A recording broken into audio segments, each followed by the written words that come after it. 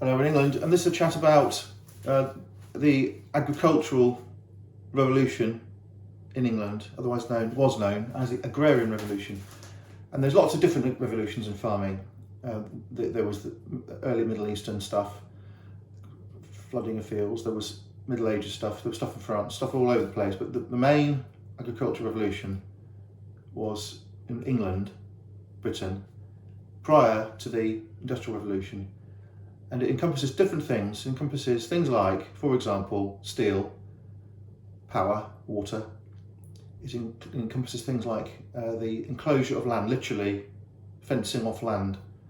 It includes things like stocks and shares of, for example, wool, bales of wool.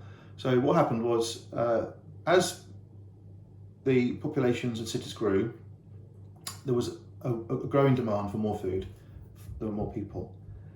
And several things happened at the same time. One of the things that happened was that the common land, though a lord might own the land, it would be some of the land which would be owned by a lord might be also common land, which means everyone in the village could use the land. And in around 1600, the lords decided they wanted to kick people off the common land and use themselves. So there was a lot of land which was removed from public circulation and was literally fenced off. And then one farmer was put on it as a tenant farmer, or one lord's sheep were put on it, for example. And a lot of common rights were removed from the land. So the first thing that happened was there was more farmland. There was no more land, of course, there was no more land, but there was more land set aside for farming. There was more trees being cut down. And the livestock breeders in England were starting to realise they could selectively breed specialist types of livestock. For example, you could have a cow for meat. You could have a cow for pulling carts, they'd be called oxen. You could have a cow for milk. You could have a cow for the Highlands for bad weather and rain, for example. And you could have a sheep for wool, a sheep for mutton, and it was dogs, chickens, goats, the lot, even fish. And the productivity rose in the amount of land for farming, the type of animals which were being bred for farming, and also the ways the food was moved around. You'd have droving between the market towns and villages. That's why in England all the roads go like that, because if the roads in England follow droving tracks, and a sheep will not walk in a straight line, cannot walk in a straight line. A cow cannot walk in a straight line. A drover goes in a zigzag, because the drover has to follow the back of the pack of animals. So you had droving, you had canals, you had latterly trains and roads, of course, and you had refrigeration, later, salting of food, fish for example, beef for example, and you had this thing called shares. Now shares, we all know what stocks and shares are, but it started in England. 50 farmers in a village with 10 sheep each wouldn't get very far on the national market. But if 50 farmers, say in Oxford, put all the wool together and they had 2,000 bales of wool, sacks of wool, then when they drove the sheep together, killed them all, or they would have killed them as well, shaved off shorn off all their wool, they had more mass to deal with London, for example, and the big markets. So with the wool, particularly the wool, they would have shares. And that's where this idea of having a company is a group of people, that's what the word means, a company. Shares means that people could have shares, and they wouldn't have to be equal shares. A big farmer would have 20 bales of wool, a little farmer might have 1 or 2 bales of wool. So that's about the marketing, distribution. So the Agrarian Revolution was quite interesting for many people not interesting, and it was in England a big thing. It came before the Industrial Revolution, which was famously shown in the opening ceremony of the Olympics in 2012. That was smelting ore, that was casting metal, making steel, making steam engines. That's later. It's all sort of connected. So we've got this file, which I don't want to keep because it's not decoratively very interesting. It's only interesting academically. So we will sell it. All the prints I'm keeping are ones that I might hang up one day or sell as pictures. So we know about scientific prints. This is a solar system print, but these other prints relate to agriculture, and I'm going to go through each one. We'll start with the oldest one. This shows from about 1780, well it says actually 1750, it shows a greenhouse in England for growing vines. It says, new method of cultivating vines and producing their fruit in the greatest perfection, and it shows how in England you can make a furnace which will be fired with probably wood or coal. It shows a very elaborate chimney system, hypercaust really, like the Romans had, where the smoke would warm the ground and the smoke would warm the wall, and there would be a glazed section facing the sun and a wall to keep the heat. That's 1750, growing grapes in England. That is the science of doing it. Okay, next one. This is how you make bricks. In it is a scientific guide to how you make bricks and the tools you need to finish the walls. Again, it is based on a furnace to bake the clay, and it shows the bricks being put in the sun to harden when they're fashioned from the clay. This one shows card making, and it shows basically paper making.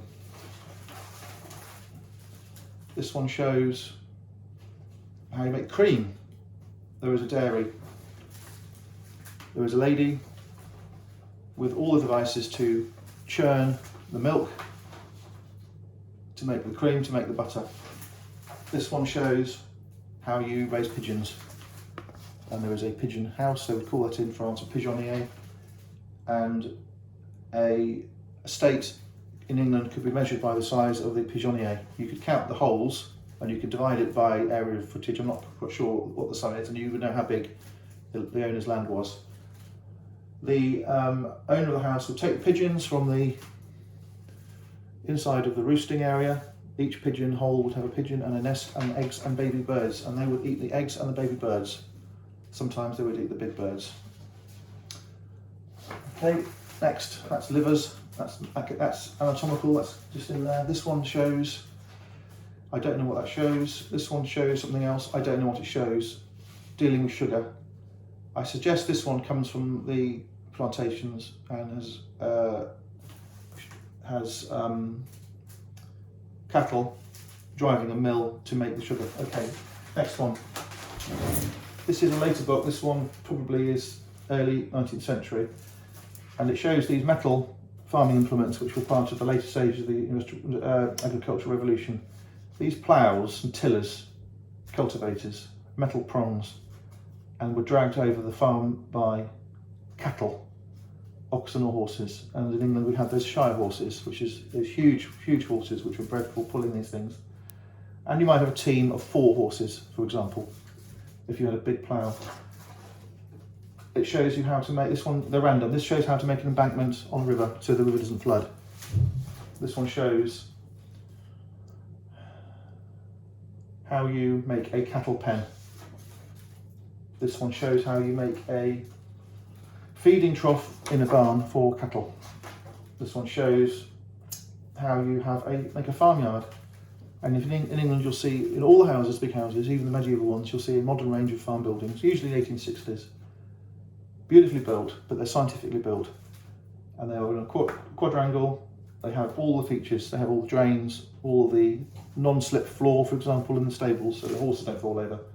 They have, on the corner of the walls, they won't have square bricks on the corner because cattle rub on the corner and pull the bricks out. They have curved bricks on the corner.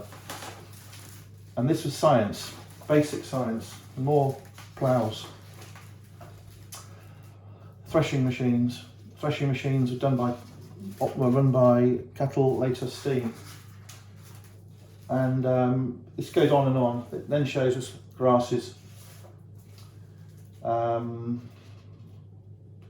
to make a kiln for drying malt. It's a malt drying kiln with a flue, which looks like underfloor heating now. Cheese press, cheese churns, quarries how to dig out rock, how to catch moles. Moles are a rodent that live in the ground and tear up the soil. Grazing harrows. This is for pulling over ploughed soil to flatten it or to remove stubborn weeds. Other devices for levelling land, pumps. How to make a fence. I mean, it's so silly, but this is how to make a fence. How to make a fence. Some are decorative, some are not. And the fences would change to what the local conditions were, what plants grew well, what rock there was, what wood there was. So you can see it's interesting stuff. How to make cider.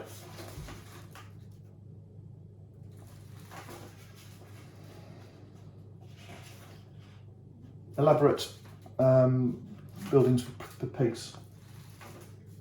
Carts. Seed drills. This is another major invention in the 18th century. First of all, they used to have broadcast drills, which was a box with a rope around it which you'd hold, and underneath it there was a spigot on a bow, like on a violin, and it would throw the seed.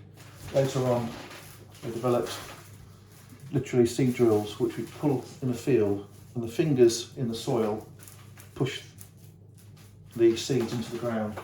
So they were revolutionising farming, ploughs. I mean, these were, when I was a child in Warwickshire, these were abandoned in the hedges, so you could pick them up. They were just abandoned. Lots of this stuff was lying around in the old farms. And we used to have about, just for fun, we had 3 or 4 just for fun in the garden as items of interest. The ploughs in England were self-sharpening ploughs. The foundry would make one side of the plough in soft steel and would make the other side of the plough in hard steel. So as it wore, it self-sharpened. Gates and fences. The granary. The idea of the granary is to keep the rats away and the damp away. Another farmyard, scientifically designed. In the centre it says dung basin. Show yard, straw yard, hog yard, poultry yard, grass yard, dwelling house. This is implements for ramming earth building. So there is a mould to put soil in, and then there are other devices to ram the soil to make an earth wall, which would be framed perhaps in timber. A piggery at His Grace the Duke of Bedford's farm at Woburn Abbey. This is a brand new pig farm, scientifically made in 1803. Okay, so we've had some fun, we've looked at some agricultural things. These are wonderful prints. I don't want to keep them because I'm not into agriculture and they are decoratively not very good. But they are so interesting. Okay, thank you.